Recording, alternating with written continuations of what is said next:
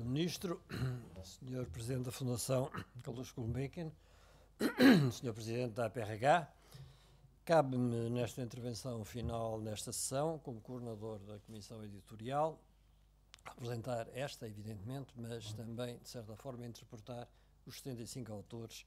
que estão um pouco por trás do trabalho feito pela Comissão Editorial.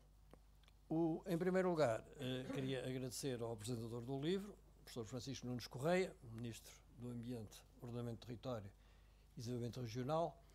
e esta ordem é expressa, quer dizer, não é ao Ministro do Ambiente, Ordenamento do Território e Desenvolvimento Regional, o professor Francisco Nunes Correia que agradecemos, mas é o professor Francisco Nunes Correia, por ter sido a pessoa que, em qualquer caso, penso que seria escolhida pelo seu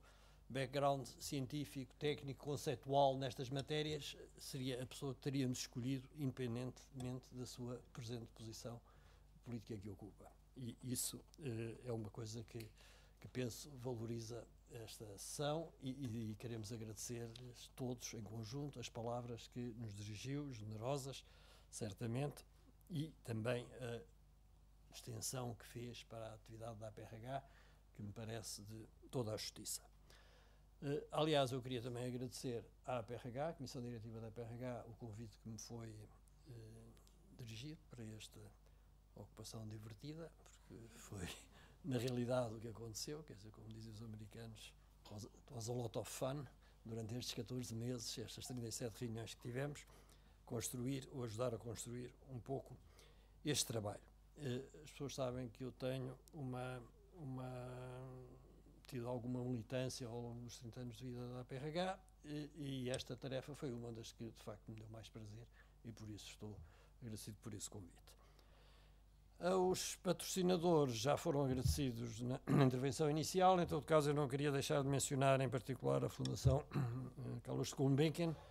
que é uma fundação que, ao longo da minha trajetória profissional, me tenho cruzado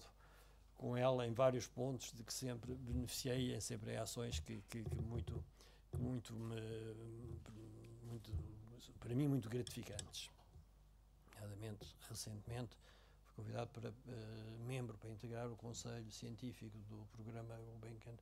Ambiente posição que muito me honra e que mostra as perspectivas da Gulbenkian abrindo-se a estes domínios mais do que no passado, ou de forma mais estruturada do que no passado. O agradecimento principal tem que ser, sem dúvida, para os autores, porque, de facto, são a razão de ser do livro. Sem autores não teríamos o livro, não estaríamos aqui a comemorar esta sessão. Um agradecimento especial aos meus colegas da Comissão Editorial, a Alexandra Serra, o José Vieira da Costa, o Luís Ribeiro e o Rodrigo Oliveira, que muito me ajudaram na concretização deste objetivo, neste trabalho que foi sem dúvida interessante. O trabalho foi feito, foi uma mistura de um trabalho top-down e bottom-up, que acabou por casar relativamente bem. Quer dizer, à partida nós definimos um certo número de temas fundamentais, já foram aqui referidos: água e sociedade, a economia da água, a gestão da água, serviços da água, etc. E pediu-se às pessoas que fizessem os artigos dentro desse domínio. É claro que só por milagre é que esses artigos saíam e estavam e acertavam perfeitamente. Portanto, o puzzle demorou um certo tempo a fazer, havia sobreposições que tinham que se eliminar, havia lacunas que tinham que se preencher, houve mais alguns autores que tiveram a ser convidados. Dos autores que nós convidámos inicialmente, e ouvimos várias pessoas e falámos com várias pessoas, praticamente todos responderam positivamente ao nosso apelo. Outros apareceram no percurso, por vezes pusemos 2 ou 3 autores a conversarem consigo para que ajustassem um pouco as suas contribuições e para que o puzzle tivesse algum sentido.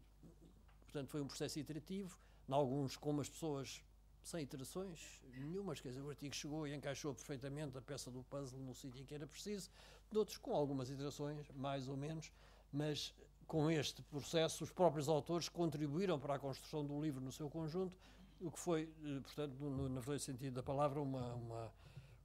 obra coletiva. Digamos que dos trabalhos que eu tive a ocasião de estar envolvido na minha vida profissional de natureza editorial, este foi talvez um dos 3 que me deram maior gosto. O primeiro foi o livro Fundamentos de uma Nova Política de Gestão das Águas em Portugal, que foi feito também com um grupo de colegas, mas muito menor, e portanto entre nós, mas um pouco com o mesmo espírito, e que depois deu origem a um livro publicado, aliás, pela Fundação Gulbenkian, chamado A Gestão da Água, Princípios Fundamentais e Sua Aplicação em Portugal, e a uma versão internacional, Management and Law for Water Resources, editado pela Water Resources Publication, o único editor americano especializado apenas em recursos hídricos. Portanto, um segundo momento editorial que eu apreciei. Um terceiro foi a minha participação no IPCC, no Intergovernmental Panel on Climate Change, em que aí havia uma interação de tipo diferente, porque era interação com autores que já tinham publicado coisas, mas que em todo caso o nosso trabalho consistia em rever, mastigar, digerir e fazer um produto a partir de umas 400 e tal referências de base, e foi um trabalho feito todo ele por e-mail. Houve 3 reuniões apenas, e daí saiu um dos capítulos do terceiro relatório de avaliação, que foi o capítulo de recursos hídricos. Trabalho esse que foi também gratificante por essa razão, pela maneira como foi feito, e pelo brinde surgido à última hora este ano do IPCC ter repartido com o Al Gore o Prémio Nobel da Paz, e que foi uma coisa que nos deu um gosto adicional também ter podido contribuir para essa obra. Mais 2 agradecimentos a concluir, que me parecem indispensáveis, é à doutora Susana Serras Pereira, que foi a consultora linguística do trabalho, que deu uma uniformidade e uma qualificação, e por todos os artigos passaram através desse crivo,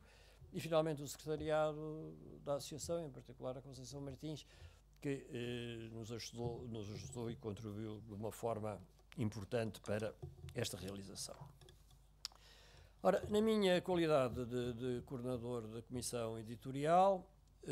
eu fiz também um capítulo introdutório ao livro que se chama Água, como viver e conviver com a mudança,